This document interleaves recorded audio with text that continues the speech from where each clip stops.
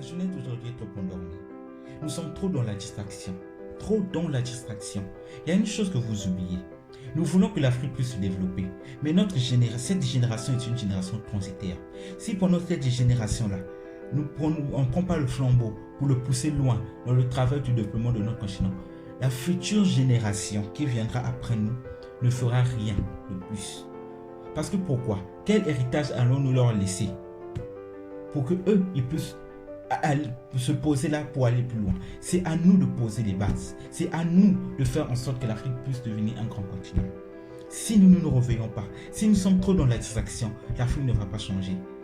Ne suivez pas ces partenariats que les Français, que les Américains, que tous ces Occidentaux viennent faire avec le peuple africain, le continent africain. Ces partenariats-là sont pour leurs intérêts à eux. Ce n'est pas pour l'intérêt du développement de l'Afrique. Je ne sais pas pourquoi la jeunesse africaine d'aujourd'hui ne saisit pas l'importance du développement de notre continent. Nous sommes trop dans la distraction. Comme on nous appelle aujourd'hui la génération Android, nous passons tout notre temps sur Internet à faire du n'importe quoi, à poster des choses sur Instagram pour montrer une vie parfaite que nous n'avons même pas. Au lieu de prendre ce temps pour se former afin de devenir un grand homme demain, une grande femme demain. Il y a une chose aussi que vous oubliez. Mettons un peu l'Afrique de côté. Toi personnellement, quel impact veux-tu laisser dans ce monde? Veux-tu, après ta mort, qu'on puisse dire que c'était un grand homme, que c'était un homme politique très puissant, que c'était un grand musicien, que c'était un grand mathématicien, que c'était un grand footballeur, que c'était un grand entrepreneur, que c'était un grand informaticien? Que veux-tu qu'on puisse dire de toi après ta mort? Ou veux-tu qu'on puisse dire de toi que c'était un soulard, c'était un coureur de jupons, un chômeur? Quel impact veux-tu laisser dans ta vie? Mais laisse-moi te dire, l'impact que tu veux laisser dans ta vie dépend de ton travail et de ta manière de voir le monde dès maintenant.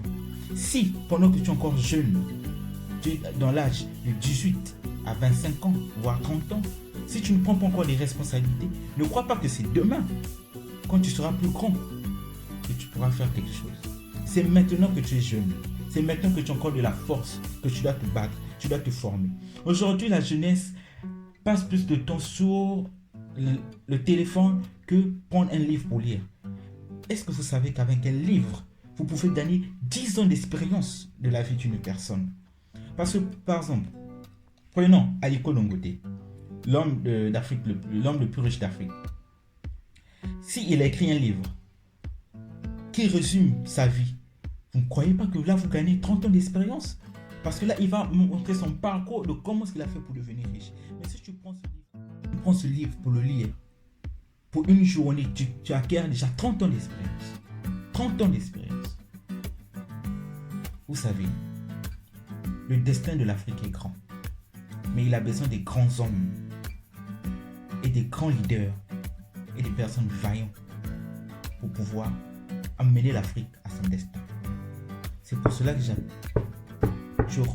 ce message est beaucoup pour la jeunesse africaine, afin que nous puissions tous nous réveiller pour développer notre continent. Ce n'est pas les Occidentaux qui viendront développer notre continent, ce n'est que nous-mêmes. Pour connaître ta destinée, il faut voir l'entourage. Si les problèmes de ton entourage sont très grands, alors ta destinée est très grande. C'est votre destinée. Je vais vous laisser avec ce petit mot. Réfléchis à l'impact que tu veux laisser dans ce monde. Veux-tu qu'on puisse dire de toi que tu étais un grand homme ou que tu étais un pauvre type?